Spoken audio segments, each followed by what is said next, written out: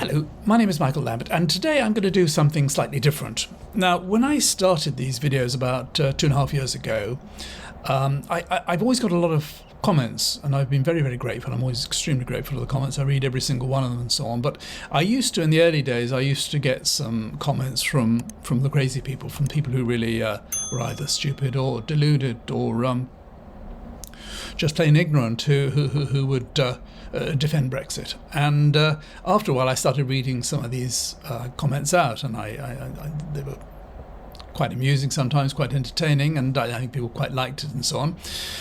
But after a while, these sort of comments stopped, and I thought, well, either people have got embarrassed about having their comments read out with their names and didn't want to do it anymore for that reason, or alternatively, I thought maybe people are just suddenly realising that Brexit was an absolutely crazy, mad idea and they don't want to be associated with it anymore.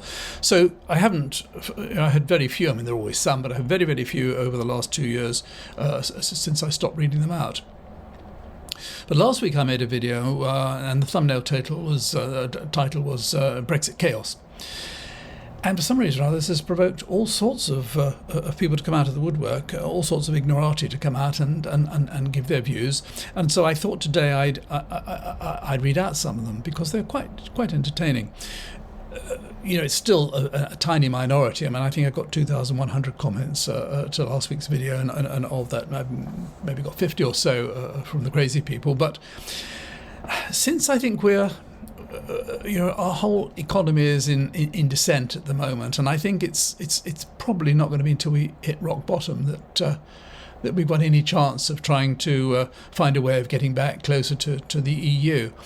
And I think as long as there are all these people who are banging on all the time about how Brexit was such a good thing, it's going to be more and more difficult for us to even begin to approach returning to at least the single market, if that's ever going to be possible, and eventually the EU. So I thought, what I would do today would be to read you some of these comments. An awful lot of them are based on the idea that we've never left, that Brexit never happened, as you'll hear. So let me start with the first one, which is, I've not got these in any particular order, the same order in which they arrived. The first one is from a guy called Stephen Gerling. He said, "It's only a disaster because people like you refuse to accept the democratic decision of the people. You're like a spoilt child. Grow up and move on."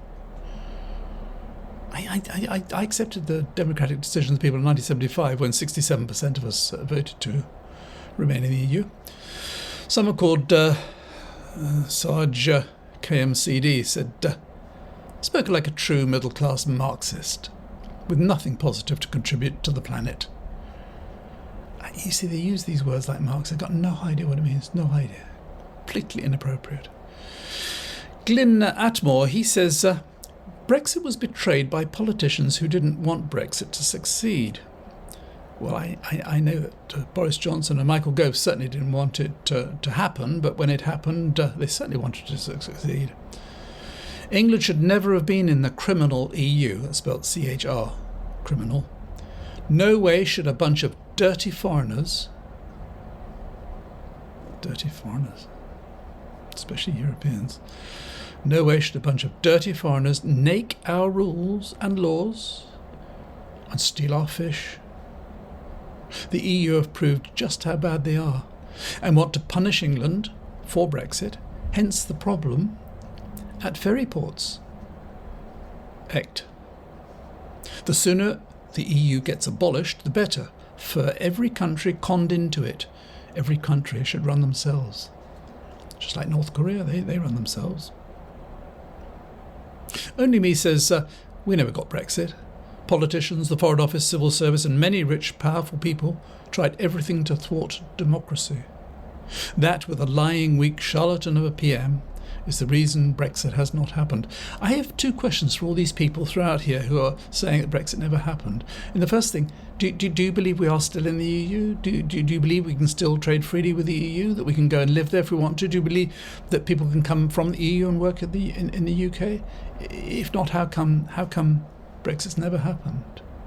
And the second question is, if it's not happened to your satisfaction, what needs to happen now to make Brexit a success? What has not happened that you want to happen? Somebody called Curry King says, I would disagree. Brexit is the best thing the UK has done in generations and is and will continue to be a success. Why do you think it's a disaster, he says. I haven't got time to answer that, Curry King. Summer is Heaven says, there was no Brexit. See another one. There was no Brexit. You who wanted to be ruled by the globalist EU, well, we still stayed in. We are still being ruled by them, and with weak Sunak, they still own us. So stop blaming everything of useless management on Brexit. Cop out. User, somebody with a computer-generated username says, all in capitals, no, they can't hyphen. Brexit has been sabotaged by knifing, in inverted commas, Tory EU grandees, end of inverted commas. That's why they got rid of PM Boris, hyphen. We have corrupt, hyphen, unwanted Tory pro-EU government, hyphen, not voted for. Voters know the score, hyphen, not idiots, hyphen, want Brexit, hyphen, not corrupt EU. Clive Lockwood says, the EU is only hanging on by a thread. Anyway, so we did the right thing by leaving when we did. An extraordinary corrupt organisation. The whole thing needs to be dissolved sooner rather than later. A number of people have mentioned how corrupt the EU is. Now, there was a case, I think it was last year, about, I think it was a woman MEP who was found to have a whole suitcase full of cash in her office, and apparently it had come from Qatar. And there were one or two other MEPs involved, I believed. And it was quite a scandal, but I think it's still being investigated. It's not been concluded yet. But as far as I know, that's the only instance of corruption that's come to public knowledge, and certainly in recent years. And so all these people are saying, well, we want to leave this corrupt organisation, and we want to be more like, we'd like the EU to be more like the UK, I think, where the Prime Minister was sacked for lying to Parliament, where minister after minister, Hancock, Patel, so many of them, Lord Bethell, were all involved in getting massive PPE deals for people they knew, people who made millions and millions and millions, when we spent billions on PPE, much of which was totally unsuitable, a lot of which is just rotting in containers waiting to be burnt. And no one suggests for a minute there's any corruption, or that any of those ministers who'd brought about those huge deals or introduced people for those huge deals would have ever got any payback. No, of course not. I'm sure they wouldn't have. And Robert Jenrick, where he intervened to get pushed through a planning application on behalf of Richard Desmond, which saved Desmond £45 million against, and Jenrick did it against the advice of his civil servants, and Owen Paterson, who was lobbying in Parliament for on behalf of a company which was paying him £100,000 a year. And yesterday, Teresa Villiers, she was a minister in the Department of Transport when she forgot to mention that she had £70,000 worth of Shell shares. And the former Chancellor of Exchequer, Nadeem Zahawi, who forgot to mention that he owed £3.5 million in tax, or the current Chancellor of Exchequer, Jeremy Hunt, who forgot to register that he bought 7 flats. So no, I can see we want to get away from the corruption in the EU and come back to return everything to the UK, where we can trust our politicians to be absolutely whiter than white and spotless.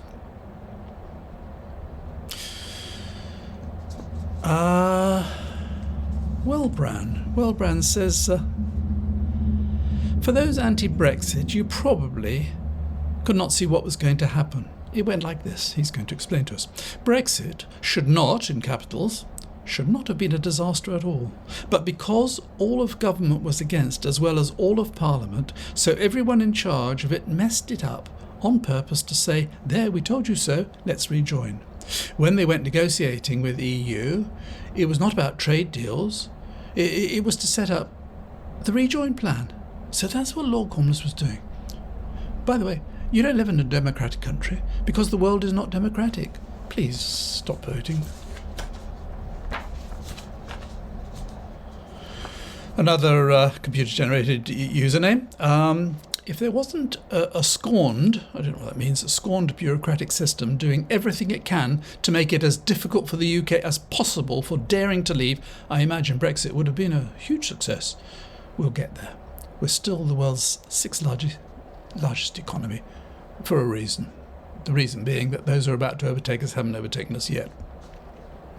Summaries Heaven again says, why massive queues? Revenge by the EU, making it harder for everyone and everything about England. Why? Because their money honey bag no longer there.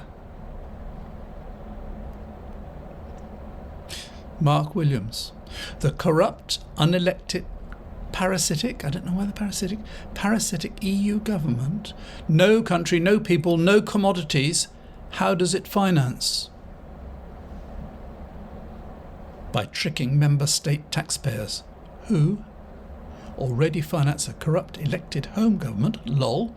Rejoin if you want, undemocratic laws forced on Great Britain again, lol.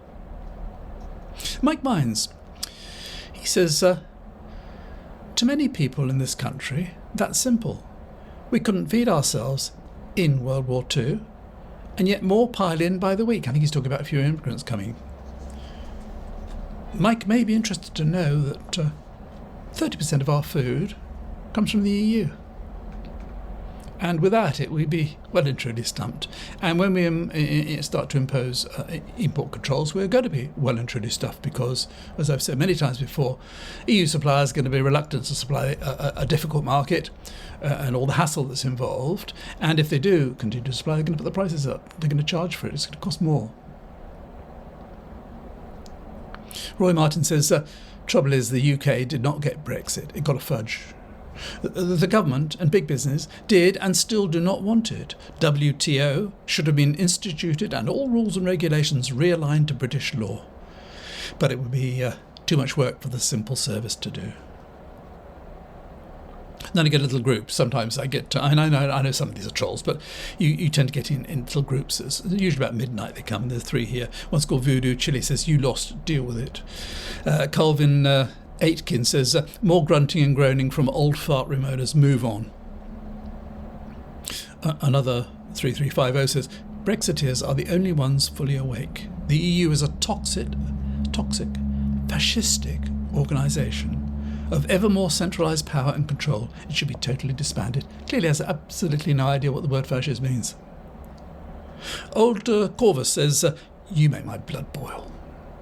With your self-righteous attitude. Brexit has never been fully implemented. The problem is Tory incompetence, Labour communists, and corrupt EU. He's got a whole hat-trick of people to grumble about there, hasn't he? Belinda Whelan, she says, if Brexit was dealt with properly in the first place, we would be all right. The truth is too many MPs were against it and done anything possible to stop it. Too many of them have investment interests in the EU. How does she know that, I wonder? Paul Kirk. People that voted Brexit underestimated the degree of hate and need for revenge the likes of Macron and von der Wotsit would have, and how much they would try to punish the UK for having the temerity to want to govern itself. And I suppose it's like the Garden of Eden in the EU. No way I would defend this government, but you, sir, need to stop cherry picking and take off your blinkers. Andrew Davies.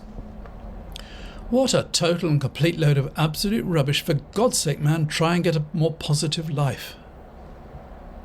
Training Arm, I think, should really be dragging knuckles, but he says, only spineless muppets think Brexit is a disaster. That's, I think, at the moment, Trading Arms, I think it's something like 60-odd% of the population who think it was a mistake. But anyway, they're all spineless muppets that think Brexit was a disaster. Since it happened, the main thing we faced are a pandemic and a war in Ukraine, neither of which are Brexit related, and which also applied to everybody else. For God's sakes, man up and realise that we have to face the future with courage and make our own decisions. Remainers just want to hide under the EU skirt like frightened children. Courchevel is the name of this person. That's a rather expensive ski resort in France, I think. So maybe he's there. Now, maybe he's got altitude sickness. What is the idea? Giving back your sovereignty to Euro technocrats. I don't know what he means by Euro technocrats. Euro technocrats in Brussels. Seeing Mrs. van der Leyen, see what he's done there? Mrs. van der Leyen declaring war to Russia in your name. See? I didn't know she'd done that. Making deals with Pfizer in your name and telling you what you can or can't eat. He's got a very balanced and very intelligent view of Brussels, where this Mrs. van der Leyen has got all this power. She's quite a dictator by the looks of it. Seriously, Brits did the right choice, and if other European countries were given the same opportunity to get out of that Euro plutocracy with generalised corruption, they would immediately do the same choice. Another guy with a computer-generated name. All in capitals, 3 words: bullshit, title, rubbish. He can't even spell total. Title, rubbish. Lots of exclamation marks.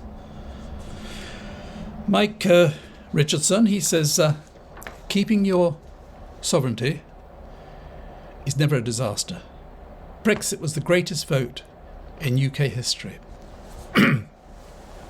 Just say a bit about this sovereignty, because I think there's a lot of confusion about it. I think the idea was that once we became sovereign, we'd be in control of everything. We'd be able to just do what we like, and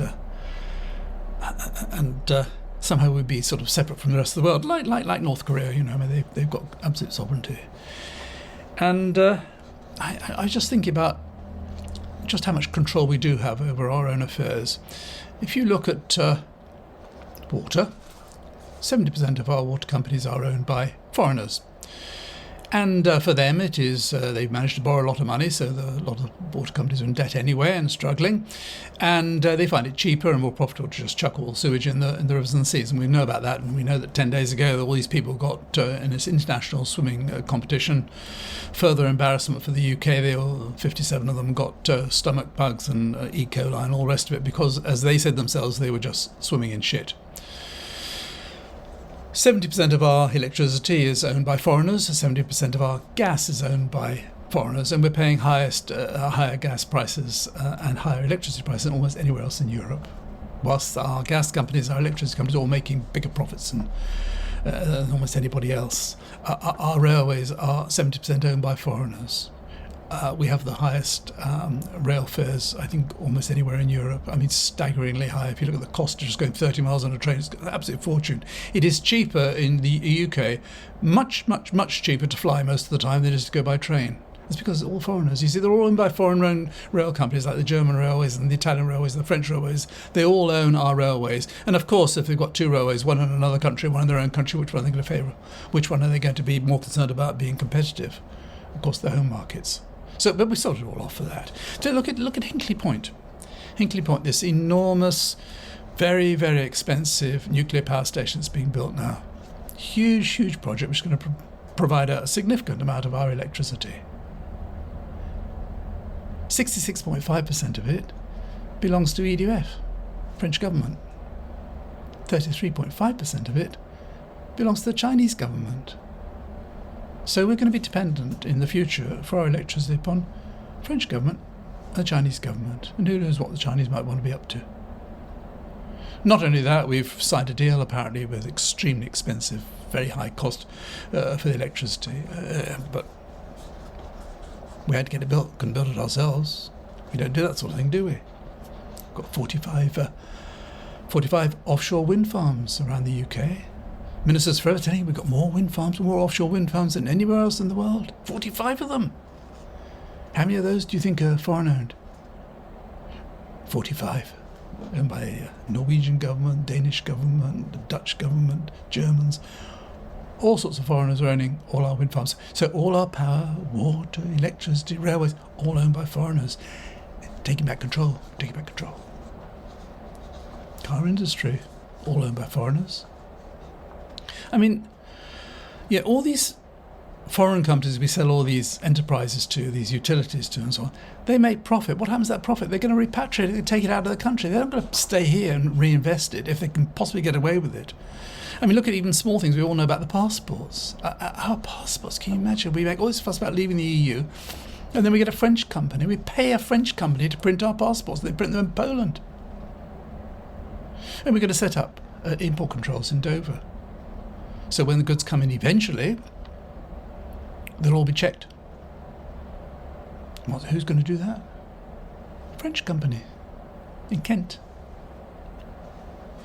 And I heard last week the London Underground, very important British symbol, London Underground, they're replacing the carriages on 3 other lines. They've started with the Piccadilly line, and they've let a contract for 1.5 billion for 94 new carriages, bright, shiny, really, absolutely tip-top modern carriages. 94 of them, 1.5 billion.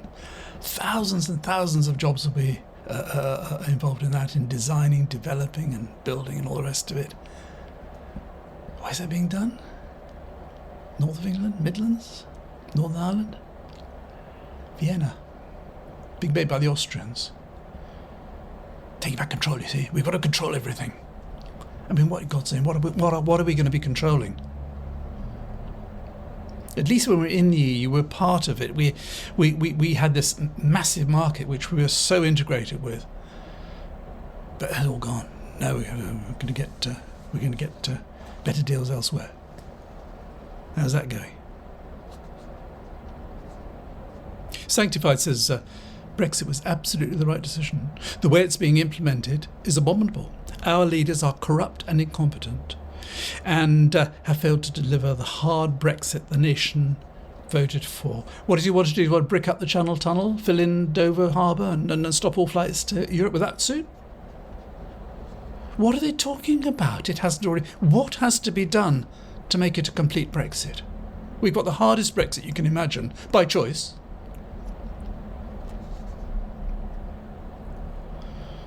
Jack, PU4RF says, how can anyone slag off Brexit when it has never been implemented? And this one, Scragnath, this person's called. We just self-harmed with a multi-trillion-pound trade arrangement with the TPP, of which would have been impossible in the cabal. Say a little bit more about that in a moment. Julian de Normanville says, I love seeing people like you getting so upset. It really gratified me. I hope the stress actually unhinges your mind. Imagine wasting your time writing that, watching the video and then writing that rubbish. I mean, just so childish, isn't it? So silly. Templar Knight says, if Brexit is a disaster, it's because of all the Remainers in Parliament that stopped it happening. We haven't had Brexit, we had Brino. Brexit hasn't been given a chance to work.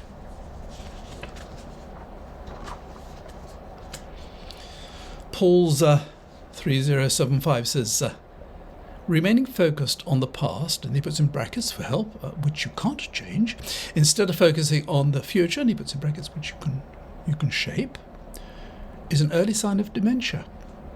You might want to go and have a checkup. And then listen to this one, William de Ypres. He says, he's being sarcastic. What disaster, question mark. 50 trillion bonanza by 2050, trading with the Pacific Rim, where all the growth is compared to the annual decline of the EU economy. Do the maths, fella, and stop whinging. Brexit was the right thing to do. Now, you remember Babadook went off to New Zealand a few weeks ago and she signed this deal with the CPTPP. 11 countries, as far away as, on the planet as you can get, 10 of whom we already had trade deals with. And so this was this fantastic deal. Now, when we left the EU, it's estimated that we would have lost at least 100 billion a year in trade. It is estimated that the benefit of this CPTPP deal is that we will gain up to 1.8 billion in 10 years' time. It's a little bit like you go out one day and you've got two £50 notes in your pocket and you lose them. And then 6 months later, you're going along the road, you find £1.80. I mean, it's not really much compensation, is it? You lose 100 million, and then you get back. You lose £100, you get back £1.80. Now the Daily Express,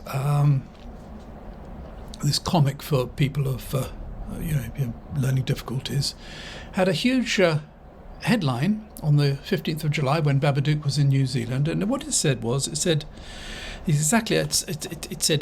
12 trillion Brexit trade boost.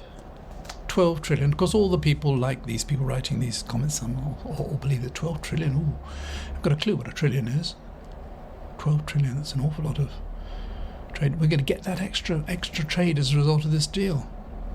This guy here, he says, what disaster, 50 trillion bonanza by 2050, trading with the Pacific Rim, where all the growth is compared to the annual decline of the EU economy. Do the maths, fella, and stop whinging. That one. The entire UK GDP is 3.12 trillion. So he believes that we're going to get quadruple our GDP, that's everything, all the goods and services we produce in a year. We're going to quadruple that as a result of joining the CPTPP and doing trade with Peru and Chile and Vietnam and New Zealand. All these countries are going to so overwhelm everything we've lost by leaving the EU. I mean, the level of ignorance is staggering. It really is staggering. Then we get another little batch of the trolls, probably. David Norton says, poor deluded sod. And the next guy is somebody called Chutri. Poor, sad, deranged Ramona. And then Roger Verbis says, another Ramona in capital letters, who hates that the plebs kept him in the goalies. It's not goalies, Roger. It's not goalies, it's ghoulies. Goalies are people who goalkeepers. Ghoulies are what you want. I think you wanted the vernacular for testicles, I think. The Pixie 1000 says, Brexit is not a disaster because we have a government that thought that we would vote Remain and we did not want to leave. But there, spelt wrongly, is so much corruption with a capital C in the UK government, who are being run by the World Economic Forum, that they are dragging their feet to finally take us out of the EU. Their dilemma, spelt wrongly, is what they will do when the Brexit voters down tools and refuse to work until they carry out what we voted for. You know, it's less than 30% of people still think that Brexit was a good idea, and of them, an awful lot must have doubts. And he thinks they're going to go on a national strike, and that's going to bring the government down if we don't go ahead with the Brexit they voted for. He doesn't say what the Brexit they voted for was. A vote to Remain was a vote for communism stroke globalisation. Some people were just too thick to see it. I never saw it. I never thought it was a vote for communism. Never. Terence White, deluded. Give it a rest. David Barrett says, we haven't got Brexit in capitals. The state still does everything in its power. Force us back in EU.